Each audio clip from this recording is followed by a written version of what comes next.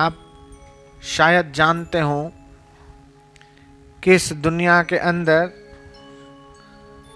सबसे तेजी से बढ़ने वाली बीमारी कौन सी? ये हाल ही में डॉक्टरों ने सर्वेक्षण करके निष्कर्ष निकाला है कि बहुत तेजी से इस दुनिया के अंदर बढ़ने वाली अगर कोई बीमारी है तो वो है मानसिक रोग। तनाव, चिंता के कारण अनिद्रा के रोगी बढ़ रहे हैं और आत्महत्या के केस बढ़ रहे हैं। घर घर का वातावरण नरक हो रहा है। डिप्रेशन में, स्ट्रेस में पूरे विश्व की मानवता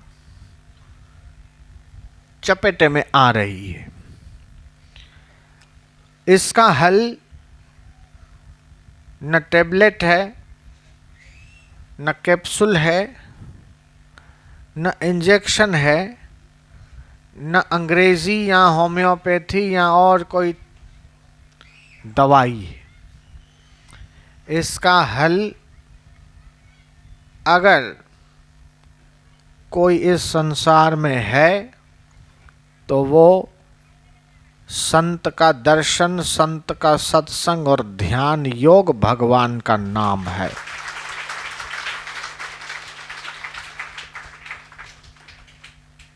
और मैंने ये बात दीपावली का संदेश मॉरिशस वासियों को सुनाया।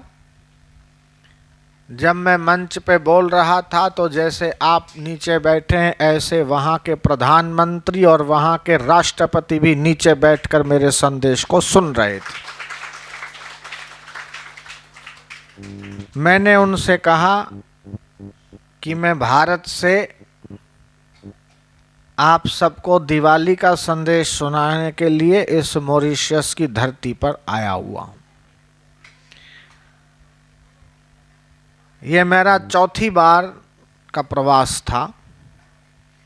सबसे पहले मैं लगभग 1997-98 के आसपास गया था।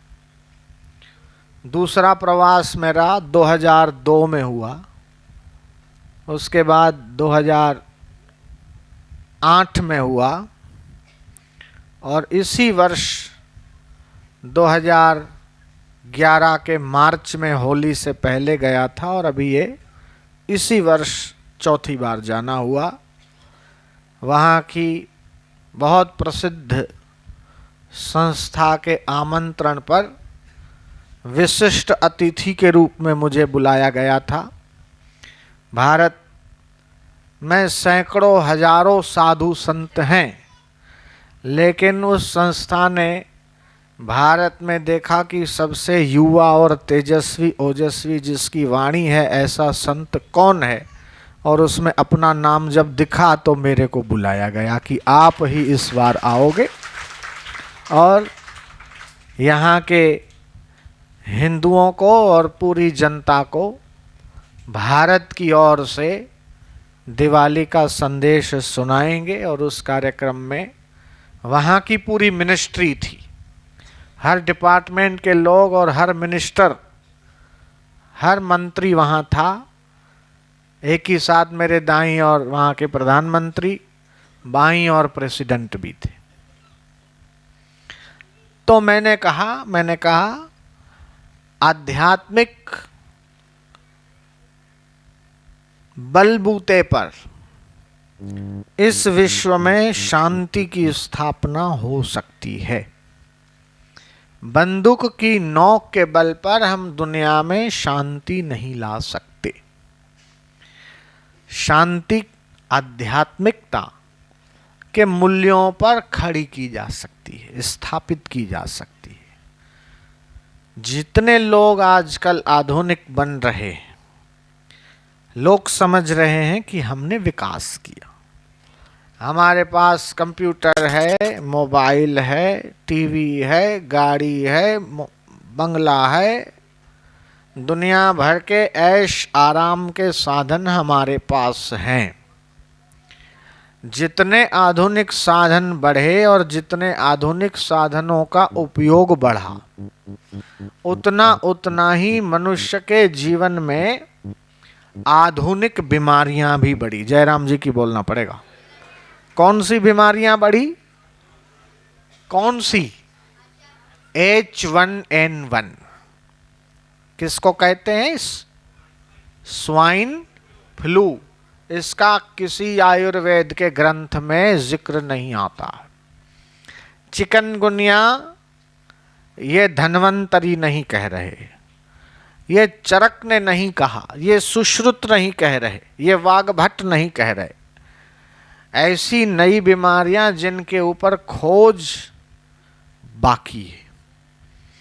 इसकी क्या दवाइयां हो सकती है? अमेरिका वाले लगे हुए हैं, लेकिन अभी तक उनको कोई दवाई ठोस नहीं मिली।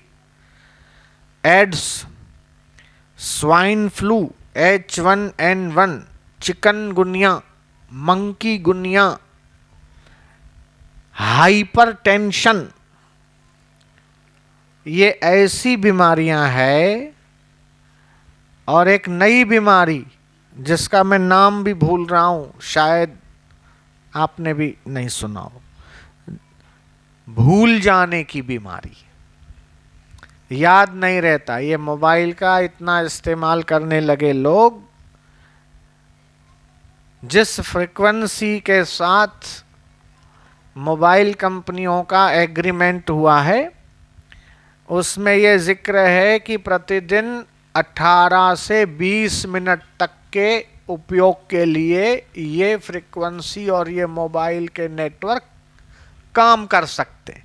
लेकिन आप लोग कितनी देर बात करते हैं? लगे हुए हैं। मोबाइल कथा हो गई ये तो।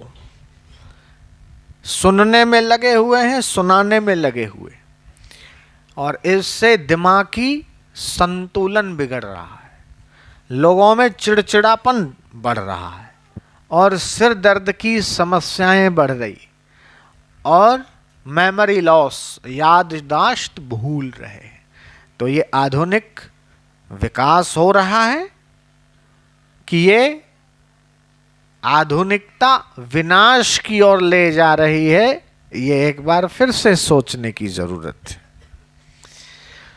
तो आध्यात्मिक ज्ञान से ऋषि मुनियों के अनुभव का जितना हम आदर करेंगे और इस्तेमाल करेंगे, उन अनुभवों को हम जितना रोजमर्रा के जीवन में हम आजमाएंगे, उतना ही हम स्वस्थ रहेंगे, सुखी रहेंगे, और हमारा आयुष्य भी लंबा होगा, परिवार सुखी होगा, और जीवन का हम आनंद लेने में सफल हो पाएंगे। अन्यथा जीवन नहीं जिया जाएगा, जीवन को घसीटा जाएगा। जैसे किसी बोरे को घसीटते हैं, किसी मजबूरी में जीते या किसी मजबूरी में कोई काम करना पड़ता है, वैसे ही जीवन भी एक मजबूरी हो जाएगी। तो इसीलिए बीच बीच में ऋषि मुनियों ने, संतों महापुरुषों ने पर्वों और उत्सवों की व्यवस्था की है, ताकि हम लोग पर्व और उत्सवों का आनंद उठाएं। चिंताओं के बोझ से लदे हुए व्यक्ति के लिए, भय और तनाव से पीड़ित व्यक्ति के लिए ये उत्सव उसके जीवन को तरोताजा बनाते हैं और उसकी क्षमताओं को विकसित करते हैं, और उसको हल्का फूल जैसा बनाते हैं, और उसके हृदय को प्रेम और सौहार्द के साथ भर देते हैं। तो इसलिए उत्सव उत्साह के साथ मनाए जाए।